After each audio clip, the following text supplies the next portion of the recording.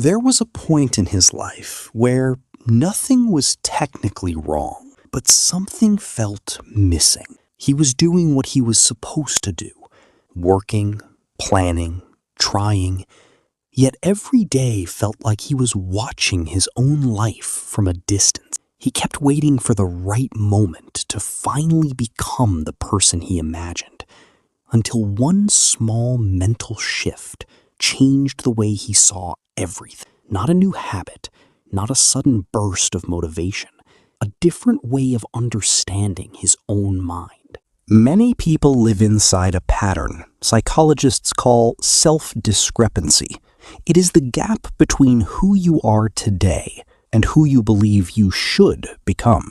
The bigger this gap feels, the more emotional tension the brain creates. You start comparing your current self with an imagined future version, the person I should be, the things I should have achieved, the discipline I should already have. And slowly, your mind begins treating your present yourself as a problem that needs to be fixed. This creates a strange cycle. You want change, but the pressure of becoming someone else becomes overwhelming. So your brain searches for comfort. You delay, you avoid, you distract yourself. Not because you don't care, but because the brain naturally tries to protect you from emotional discomfort. For a long time, he believed the problem was his lack of discipline. He thought, maybe I'm lazy, maybe I'm not capable, maybe I'm just not built differently. But psychology tells us something deeper. Sometimes the biggest obstacle is not a lack of effort. It is the relationship you have with yourself. When your mind constantly attacks your current identity, your brain starts associating growth with pain, and anything associated with pain becomes something the brain naturally tries to avoid. You are not fighting against your potential. You are fighting against the emotional meaning you attach to change. The mental shift that changed his life was simple. He stopped asking, "Why am I not there yet?" and started asking, "What is the next version of me trying to learn?" This changed everything, because the first question creates judgment, the second creates curiosity, and curiosity activates a completely different mental state. In cognitive psychology, this connects with a growth mindset, the belief that abilities can develop through learning and experience. The brain is not a fixed machine. It is more like a living map. Every action creates a small path. Every repeated behavior makes that path easier to travel. Imagine walking through a forest. The first time, there is no clear road, but every time you walk the same direction, the path becomes easier to recognize. Your brain works in a similar way through neuroplasticity. You are constantly strengthening certain patterns. The question is not, who am I permanently? The question is, which patterns am I reinforcing? The first step was learning to observe himself without immediately criticizing. Instead of, "I failed again," he started thinking, "I noticed a pattern." This small change creates psychological distance. A concept called cognitive diffusion suggests that when you separate yourself from your thoughts, they lose some of their control over you. You are not your thoughts. You are the person noticing them. The second shift was stopping the search for proof that he was failing. Instead, he looked for small evidence that he was changing. The brain learns through repetition and reinforcement. A tiny action repeated consistently becomes information about who you are. Reading one page, keeping one promise, taking one uncomfortable step. Small actions become identity evidence. The third shift was understanding that the brain resists overwhelming change. When a goal feels too large, the threat system activates. The mind sees uncertainty as danger. So he stopped trying to transform his entire life overnight. He focused on the smallest possible movement forward, not becoming a completely different person, just becoming slightly more aligned with the person he wanted to be. The final shift was changing the questions inside his mind. Instead of, "What is wrong with me?" he asked, "What is this moment teaching me?" Questions guide attention, and attention shapes perception.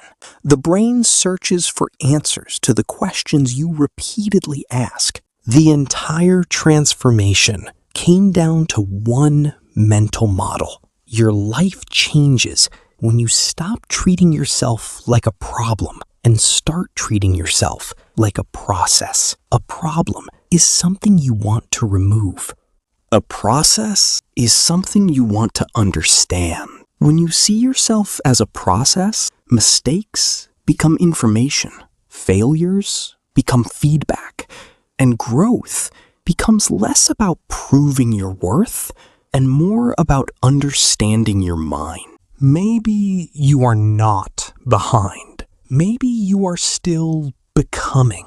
The version of you that you imagine is not created through pressure. It is created through thousands of small moments where you choose differently, a different thought, a different action, a different response. You don't have to become someone else. You only have to understand yourself deeply enough to begin building from where you are. Because sometimes the biggest change in life is not changing who you are. It is changing how you see who you are. The change began when he stopped asking, "Why am I not there yet?" and started asking, "What is this moment trying to teach me?" The question looked simple, but psychologically, it created a completely different relationship with himself. The first question creates judgment. The second creates curiosity. And curiosity changes the way the brain processes difficulty. When you judge yourself, your brain often enters a defensive state. It starts looking for threats. What if I fail? What if I'm not good enough? What if I never change? But curiosity sends a different signal. Instead of seeing a problem, your brain starts searching for information. Psychologists call this a shift from a threat mindset toward a learning mindset. The situation may remain the same, but your interpretation changes, and your interpretation shapes your behavior. Your mind is not a fixed identity. It is a constantly changing map. Every thought you repeat, every action you practice, every reaction you strengthen creates deeper pathways inside your brain. This process is known as neuroplasticity. Imagine walking through a forest. The first time you walk somewhere, there is no path. But each time you return, the ground becomes clearer. Eventually, your brain begins to choose that route automatically. Your habits work the same way. You are always training your brain. The question is, what patterns are you making easier to repeat?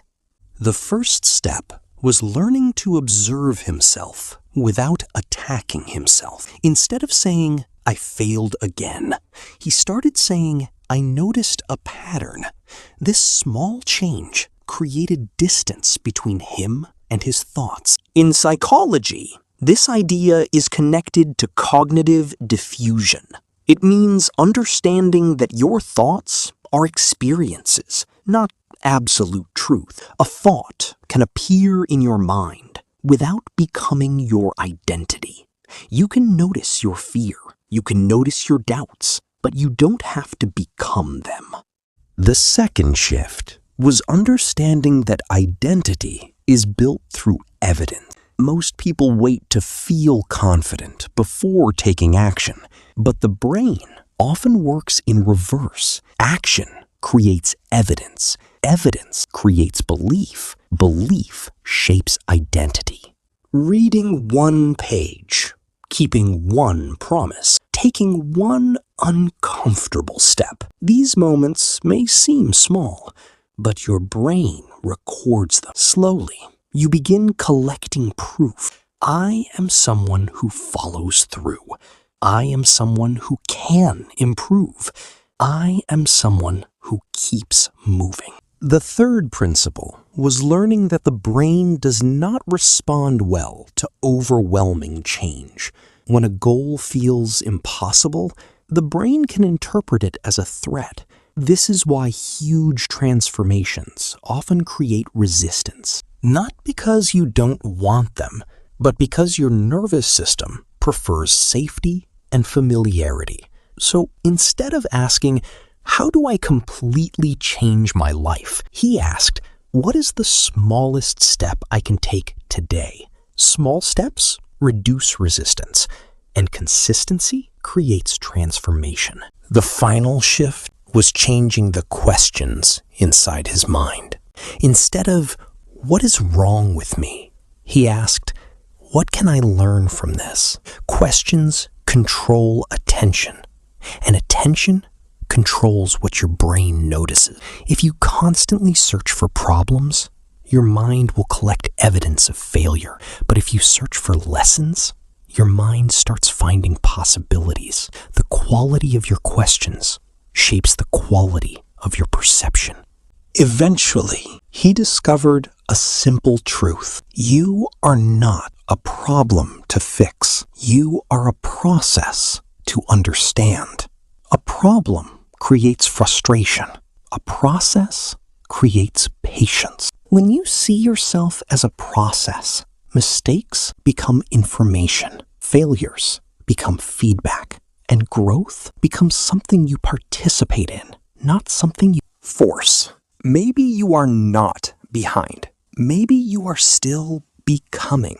The person you want to become is not created in one dramatic moment. It is built through small choices, made repeatedly. A better thought, a kinder response, a small promise kept. You don't need to fight yourself into change. You need to understand yourself. Because sometimes the biggest transformation is not becoming someone new. It is finally seeing yourself clearly. Subscribe for more psychology, self-awareness, and human behavior content.